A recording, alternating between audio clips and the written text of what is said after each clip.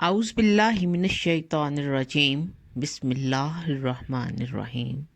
السلام علیکم رحمۃ اللہ وبرکاتہ۔ آج آپ کو حضرت غوث اعظم رحم اللہ کے بارے میں بتاتے ہیں۔ ایک مرتبہ سیدنا غوث اعظم سوئے ہوئے تھے کہ حالت خواب میں رسول اللہ صلی اللہ علیہ وآلہ وسلم کی زیارت ہوئی تو پیارے نبی کریم صلی اللہ علیہ وآلہ وسلم فرمانے لگے، اے عبد القادر، تم لوگوں کو گمراہی سے بچانے کے لیے واعظ و نصیحت کیوں نہیں کرتے؟ انہوں نے عرض کیا، یا رسول اللہ صلی اللہ علیہ وآلہ وسلم، میں ایک اجمی ہوں، عرب کے فصحاء کے سامنے کیسے بول سکتا ہوں؟ تو رسول پاک صلی اللہ علیہ وآلہ وسلم نے فرمایا، اپنا منہ کھولو۔ تو آپ نے فوراً تعمیل کی تو رسول پاک صلی اللہ علیہ وآلہ وسلم نے 7 بار اپنا لعاب دہن ان کے منہ میں ڈالا اور ارشاد فرمایا، جاؤ اپنی قوم کو واعظ و نصیحت کرو اور ان کو اللہ کے راستے کی طرف بلاؤ۔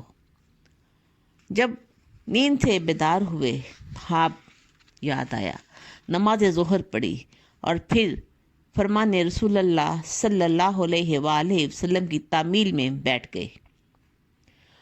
آپ کے گرد لوگ بھی جمع ہو گئے۔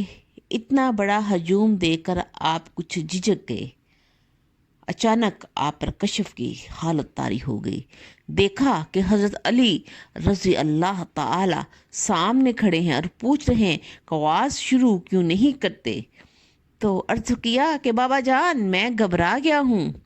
حضرت علی کرم اللہ وجہہ فرمانے لگے، اپنا منہ کھولو۔ تو میں نے اپنا منہ کھولا تو حضرت علی نے 6 مرتبہ اپنا لعاب دہن میرے منہ میں ڈال دیا۔ تو عرض کی، پوچھنے لگے کہ آپ نے 7 بار اپنا لعاب دہن مجھے کیوں نہیں دیا؟ تو شیر خدا فرمانے لگے، یہ رسول اللہ صلی اللہ علیہ وآلہ وسلم کا پاس اور ادب ہے۔ اور یہ کہہ کر حضرت علی غائب ہو گئے۔ پھر آپ نے اپنے وعظ کا سلسلہ شروع کیا اور ایسا سلسلہ شروع ہوا کہ سارا زمانہ آپ کی فصاحت و بلاغت کا مداح بن کے رہ گیا۔ دور دراز سے لوگ وعظ و ہدایت کا سلسلہ لینے کے لیے آنے شروع ہو گئے۔ سارے بغداد اور گرد و نواح کے لوگ آپ کی تقریر سننے کے لیے ٹوٹ پڑتے تھے اور آپ کی خطابت کی دھوم سارے عراق، شام اور عرب و عجم میں پھیل گئی۔ ہجوم کی وجہ سے مدرسے میں تل دھرنے کو جگہ نہ بچتی تھی اور لوگ مدرسے کے باہر شارع عام پر بیٹھ جاتے۔ لہٰذا ارد گرد کے جو مکانات تھے ان کو گرا کر مدرسے میں شامل کر لیا گیا۔ حضرت امام غوث اعظم رحم اللہ کے مدرسے میں جو آپ کے تلامذہ تھے ان کے لیے جگہ نہیں تھی۔ بعض اوقات حاضرین کی تعداد 70,000 سے بھی بڑھ جاتی تھی اور آپ 3 بار ہفتے میں وعظ فرمایا کرتے تھے۔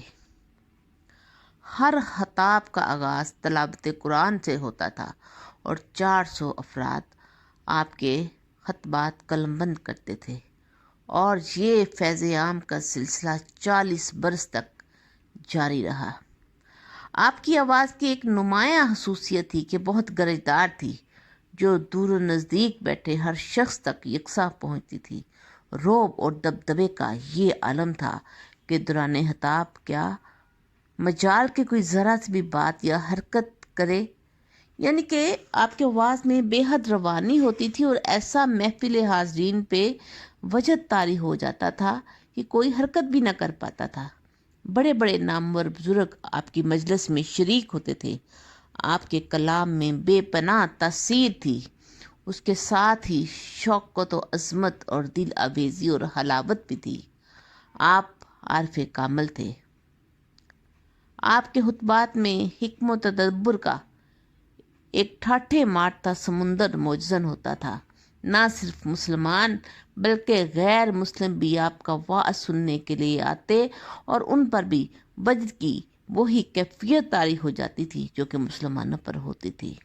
اور کوئی بھی اس محفل میں اگر کوئی آ جاتا غیر مسلم تو وہ اسلام قبول کیے بغیر نہ رہتا۔ دنیا دار اور بھٹکے ہوئے مسلمان آتے اور صراط مستقیم اختیار کر لیتے۔